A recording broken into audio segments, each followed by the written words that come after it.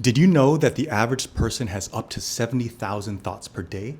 Now, some of these thoughts are useful, while many of them are actually unproductive and they are just automatic or unconscious thoughts. And where it becomes a problem is when we begin to revisit and replay the same thoughts over and over again in our head without a resolution. And that is what leads to overthinking. And at its core, overthinking is when we begin to replay and highlight thoughts in our minds, but without going into problem solving mode. So instead of actually focusing on the solution, we are just dwelling on the problems. Now, some of the key reasons why we overthink is because of either social interactions or because we need to make a decision. In terms of social interactions, when you are thinking about a past event that you had where you spoke to someone and maybe you offended them, maybe you said the wrong thing, maybe you were rude or you came off silly. In any of these cases, you're kind of overthinking this for yourself. Now, the second one is when it comes to decision making, because you either are worried about not making the right decision, about making mistakes, or you are a perfectionist, or you actually just lack self-trust in your decision making process. In any of these cases, what happens is that you continue to overthink without actually moving forward into a problem-solving mode. So in today's video, I'm going to be sharing 4 key strategies for how you can actually reduce your overthinking and move into a solution-oriented and go into problem-solving mode so you can move forward. But one thing I want to really emphasize in the point of overthinking is realizing that all of your overthinking stems from fear. And whether these things that you overthink are either big things or small things, chances are, take it from me, that when you overthink the big things, you probably overthink the small things too, and you're actually just wasting your own time with these unproductive thoughts. And they are all fear-based because you are just scared of making the wrong decision, scared that this decision is going to be irreversible, or fearful that the decision that you make is the wrong one. So the first strategy to stop overthinking is to time box and set a decision deadline.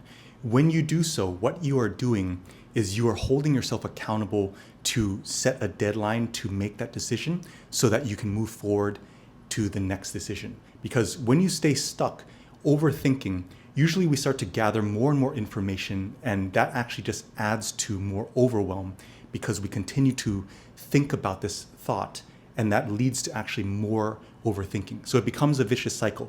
When you set a deadline for your decision, whether that is 1 hour, 1 day, or 1 week, by setting that timeline, that allows you to actually hold yourself accountable to move forward with the decision. Now, the second strategy is this thing called the 5x5 rule. And what that means is if the outcome of the decision won't matter in 5 years, then don't spend more than 5 minutes on it. And this is a great way to think about decisions from the context of understanding how severe or important that decision is. Because if it's not a big decision that's going to affect you in 5 years, then don't spend so much time on it. So when you're able to gauge the importance of this decision, using the 5x5 rule helps you to realize that some of these decisions are not going to be that impactful in the greater scheme of your life, so you can just move forward. Now, the third one, which is one of my favorites, is reframing. Now, this is where you reframe your decision making to be lessons instead of failures. Because as I mentioned earlier, a lot of our overthinking stems from fear. So we're afraid that we're going to make the wrong decision. But when you can actually reframe it to say, oh, this decision is going to either help me to learn or it's going to be a successful decision. And either way, in that context of reframing it that way, if you make a good decision, then great. If you make a bad decision, what you do is you actually learn from it so you can iterate for future decision making. And what that does is it kind of reduces that pressure and stress of making the wrong decision so that you can go ahead and make that decision. Now, the fourth strategy is practicing mindfulness. And this is one of the foundations of self-awareness, is to just be present in the moment and intentional about your thoughts. And when you practice mindfulness, what this does is it allows you to actually see in real time that you are overthinking. When you're able to actually notice that you're overthinking, this will give you the power to either shift to another activity, or to actually move into problem solving mode, or to start to move your body so that you can get out of that overthinking. So whenever you fall into this overthinking, you realize for a few minutes, oh, I'm just overthinking this, then you can move into problem solving mode, as opposed to just staying stuck overthinking and not even being aware of it in that point in time. One additional thing that mindfulness helps you to do is to observe your thoughts instead of being engulfed in your thoughts. So instead of letting your mind control you, you are controlling your thoughts. And that actually needs a conscious effort to do so.